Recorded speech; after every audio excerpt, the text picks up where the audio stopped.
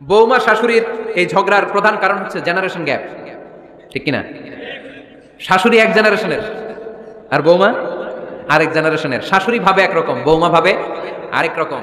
শাশুড়ি চায় বউর উপর খবরদারি করতে, বউ চায় শাশুড়ির উপর খবরদারি করতে। এই ডমিনেটিং এর কারণে কিলাকিলি আছে না নাই? আহা, এটা ঠিক না। আমার শাশুড়ি মায়েরা যারা আছেন, প্রথমে শাশুড়ি দিয়ে শুরু করি। আমার মাইকের আওয়াজ যে ঘরগুলোতে যায়, আমার শাশুড়ি মাদেরকে বলবো, বউদের উপর অত্যাচার করবেন না। ছেলেরা প্রশ্ন করে, তোর কাছে তোর বউ বড় না আমি বড়? আছে না নাই? এটা একটা প্রশ্ন হইল, তোর বউ বড় না আমি বড়? দুইজনেই বড়। তো এক ছেলে সুন্দর উত্তর দিছে, আমার কাছে ভালো লাগছে উত্তরটা শুনে। এক মা প্রশ্ন করছে, তোর এতদিন আমি লালন পালন করে বড় করলাম, জীবন যৌবন তোর জন্য শেষ করলাম, আজকে বউ পাইয়া বউ তোর আপন হয়ে গেল। এবার ছেলে উত্তর দিছে, মা, আমার মুখ থেকে মা ডাক শোনার জন্য তুমি কি কষ্টটাই না করছো জীবনে। 10 মাস আমার পেটে ধারণ করলা, খাইতে পারো নাই, বমি করছো, খালি ওষুধ খাইছো, তোমার পেট কেটে আমার বের করা হয়েছে, 2 বছর আমার দুধ খাওয়াইছো, পেশাব পায়খানা পরিষ্কার করেছো। বয়স যখন 3-4 তখন তোমার আমি মা ডাকছি। এই মা ডাকটা শোনার জন্য তুমি এত কষ্ট করছো। আর আরেকবারের মাইয়া এই ঘরে আইসাই তোমার মা ডাকা শুরু করছে। যেই মেয়েটা তোমার মা ডাকে সে আমার আপন হবে না কেন মা? ঠিক না? এই মা ডাক শোনার জন্য তুমি এত কষ্ট করলা, আমার লালন পালন করলা, 10 মাস পেটে ধরলা, পেশাব পায়খানা পরিষ্কার করলা, এরপরে মা ডাক শুনতে পারছো। আর আরেকবারের মেয়ে জানা নাই চিনা নাই এসেই তোমার ডাকা শুরু করছে মা। তো যে আমার মারে মা ডাকে তার স্থান তো আমার কলিজায়, ঠিক কিনা? শাশুড়ি আম্মারা যারা আছেন, প্লিজ বৌমাদেরকে কষ্ট দিয়েন না। অনেক শাশুড়ি আছে পান থেকে চুন খসলে রেগে যায়, পদে পদে স্ত্রীর ভুল ধরে, বউয়ের ভুল ধরে, আছে না নাই? এটা করবেন না। সে তো নতুন, আপনার অনেক এক্সপিরিয়েন্স হতে তার সময় লাগবে। তাকে সময় দিন, তাকে ভালোবাসুন, ঠিক কিনা? না বুঝে সামান্যতে বৌমারে বদদোয়া দেয়, এরকম আছে না নাই? কিন্তু বুঝতে চায় না, বৌমারে যদি বদদোয়া দেয় তাহলে তার নিজ ছেলের পরিবারের ক্ষতি। পেটে ধরা যে ছেলে, ছেলের পরিবারের কিন্তু ক্ষতি, তার আপন নাতি নাতনিদেরই ক্ষতি। আওয়াজ করে বলেন ঠিক কিনা? বৌমাকে বদদোয়া দিয়েন না। বৌমাকে নিজের মেয়ের মতো দেখবেন। সমাধান আমি দিচ্ছি, কেমন দেখতে হবে? নিজের মেয়ের মতো। নিজের মেয়ে সকালে ঘুম থেকে ওঠে 11টা, ওইটা সমস্যা নাই। বৌমা কেন উঠলো না, ওইখানেই ঝামেলা, আছে না নাই? মেহেরবানি করে আপনার বৌমাকে আপনার নিজের মেয়ের মতো দেখেন। নিজের মেয়ের যেমনি আদর করেন তাকেও অমনি আদর করেন। আপনার বৌমারে যদি আপনি কষ্ট দেন, মনে রাখবেন আপনার নিজের মেয়েটাও আরেকবারের বউ হয়ে কয়েকদিন পরে যাবে। আপনি যা যা করবেন আপনার মেয়েকেও তারা ওইরকম কষ্ট দিয়ে বাড়িতে ফিরিয়ে দিবে। চিল্লায় বলেন ঠিক কিনা? খবরদার, টিট ফর ট্যাট। ইট্টি মারলে পাটকেলটি খেতে হয়। এজন্য শাশুড়ি আম্মা জানারা যারা আছেন, বৌমার সাথে খারাপ আচরণ করবেন না মেহেরবানি করে। তাকে আপনি কষ্ট দিলে আপনার নিজের মেয়েটাও আরেক বাড়ির বৌমা হবে, সেও ওই বাড়িতে এই কষ্টগুলো ভোগ করবে। এগুলো যখন আপনি শুনবেন তখন আপনার চোখ দিয়ে পানি পড়বে কি পড়বে না? পড়বে। এবার আসেন বৌমার কথা বলি। বৌমা যারা আছেন মেহেরবানি করে, বৌমা যারা আছেন মেহেরবানি করে আপনার শাশুড়ি আম্মাকে নিজের মায়ের জায়গায় রাখবেন। আপনার বাড়ি ছেড়ে নতুন বাড়িতে আসছেন, তো এটাই তো আপনার বাড়ি। আপনার মা রেখে দিয়ে নতুন মা পাইছেন, এটাই তো আপনার মা। তো ওনাকে মায়ের জায়গায় বসাতে আপনার সমস্যাটা কোথায়? বৌমারা খেয়াল রাখবেন, আপনি আপনার শাশুড়ির সাথে যে আচরণটা করতেছেন, আপনার শেষ বয়সে আপনার ছেলের বিয়ে দেওয়ার পরে যে বৌমাটা আসবে ওই আচরণই আপনাকে ফিরিয়ে দিবে। The nature has its own return. প্রকৃতির একটা মাইর আছে, এটা শেষ মাইর, এটা শেষ খেলা। প্রকৃতির খেলা বড় খেলা। আপনি আপনার শাশুড়ির সাথে যে আচরণ করবেন, আপনার শেষ বয়সে আপনি একদিন শাশুড়ি হবেন, এটা মাথায় রাখবেন।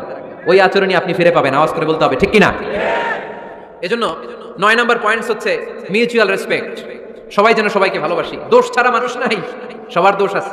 আমরা যেন একে অন্যের দোষ না খুঁজি। বৌমারা, আপনাদের কেন যদি আমার মাইকের আওয়াজ যায়, অল্প কিছু টেকনিক অবলম্বন করলে আপনি আপনার শাশুড়ির মন জয় করতে পারবেন। শাশুড়িরা আসলে বেশি কিছু চায় না, আগের জামানার মানুষ তো, এদেরকে ওইভাবে হাত করতে হবে।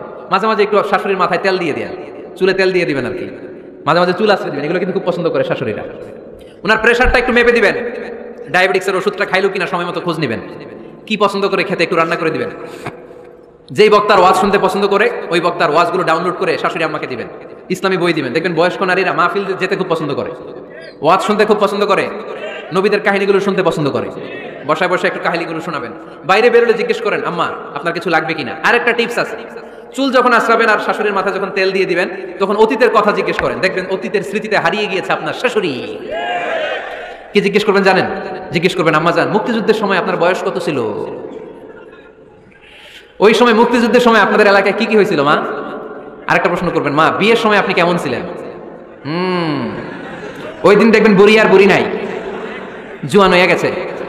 ওই দিন বলবে মা আমি অনেক সুন্দরী ছিলাম, আমার মাথায় অনেক চুল ছিল, আজকে নাই। আমগো গ্রামে আমার সাথে সুন্দরী মাইয়া ছিল না। অতীতের স্মৃতি হাতরাতে হাতরাতে তিনি হারিয়ে যাবেন। জিজ্ঞেস করবেন যে মা শীতকালে আপনাদের দেশে কি পিঠা বানাতেন আপনি যখন ছোট ছিলেন, আপনার বাপ চাচারা কি করতো, এগুলো জিজ্ঞেস করলে উনি স্মৃতির পাতা হাতরাতে হাতরাতে চোখ দিয়ে দাঁড় করে ওনার পানি ঝরতে শুরু করবে। আপনার জায়গায় ওনার হৃদয়ের মনি কোঠায় এমন জায়গায় পৌঁছবে আপনার ছাড়া উনি কিছুই বুঝবে না।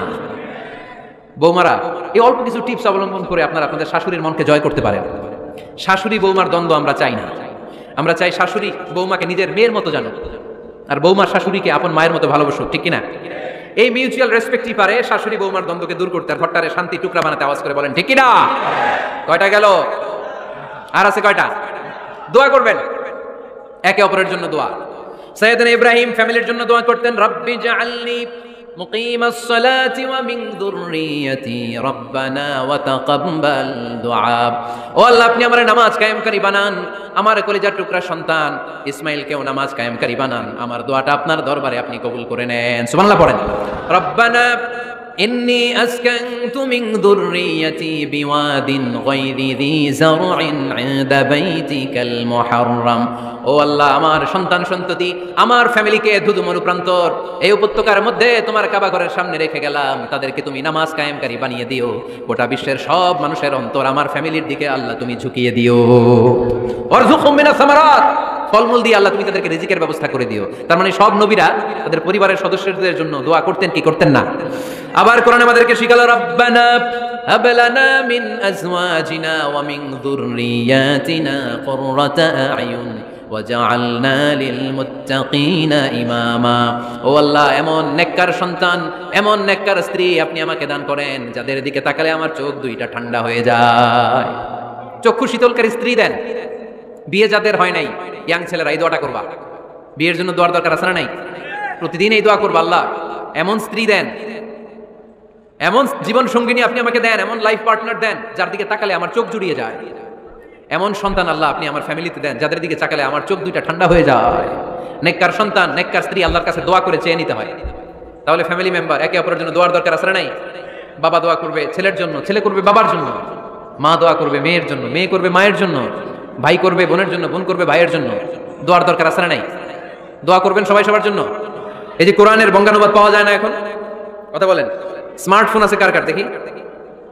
হ্যাঁ, কারা কারা স্মার্ট দেখি?